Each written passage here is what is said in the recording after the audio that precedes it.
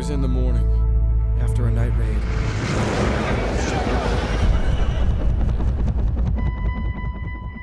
I just found it. While fighting in Iraq, Logan discovers the photo of an unknown woman that inadvertently saves his life.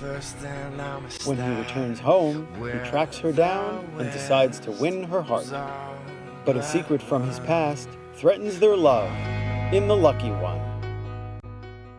Okay, so we have a new Nicholas Sparks adaptation out. It's called The Lucky One.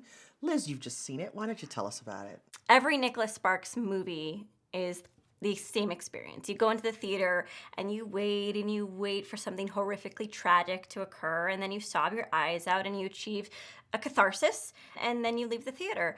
And what I would like to say about The Lucky One is that it does follow that formula, but it's not as effective this time. But did you get a catharsis out of this movie? No. Oh, Okay, well, tell us a little bit about what's going on in this movie. So we have every element that would combine to form a commercial success of a film. We have teen heartthrob, check. We have blonde ingenue, check. We have a middle America setting, check. We have an Iraqi war veteran, check. And lots of cute dogs, check. Wow, and it sounds like an ideal recipe for a romantic melodrama. Despite the very hardworking efforts of Zac Efron, he gives an incredibly wooden and stoic performance as Logan Tybalt. And it's been said that Zac Efron would wake up at 3 a.m. in the morning and work out furiously to maintain the physique of an Iraq War veteran. But he should have spent a little bit more time acting instead of just standing there looking buff. Are you saying he's a graduate of the Joy Tribbiani School of Acting, where concern looks like smelling a fart? Or confusion looks like doing math problems?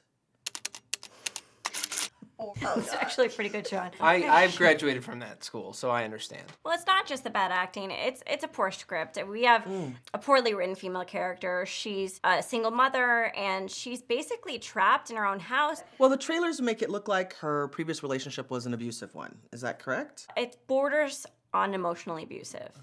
And there's a one scene where he grabs her hands, and I don't want to diminish the idea that a man shouldn't grab a woman's hand, but it's just the fact that it's packaged very tightly into these just quick little moments of saying, she's trapped, we need someone to save her, instead of writing and developing a character who has self-confidence and initiative and is a little bit more interesting.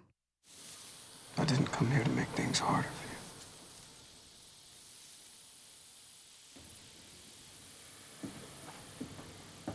You don't know what I'm dealing with.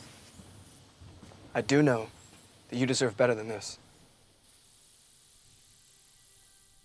I would say also another major problem with this film is the fact that it's incredibly predictable. It does seem like every step you know what's going to happen at the end of each scene, and it's because these characters are archetypes, and they're created to essentially please a target audience. So we have a very heroic war veteran, but he has no flaws. You know, there's nothing interesting about his character. He does everything for Beth, the female protagonist, and he lives by these morals and codes and ethics that are out of essentially a dream world. Like, no one could be this perfect. So there are a couple of Nicholas Sparks films that are out there that we're familiar with. Right.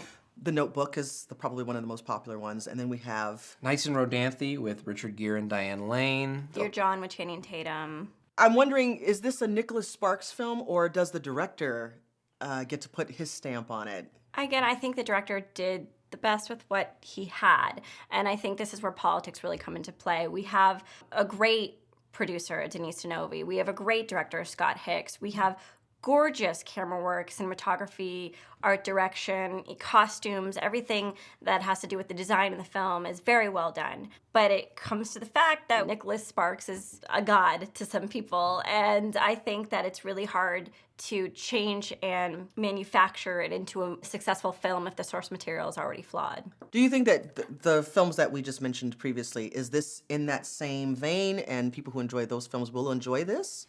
People who like Nicholas Sparks are going to like this film. But I don't think it ever transcends that audience. Well, it sounds like people who are not Nicholas Sparks fans will not be lucky ones if they see this picture, but I'm curious to see how you will vote on this. So take your ticket and give us your verdict. If you like sappy romantic melodramas, you'll enjoy it.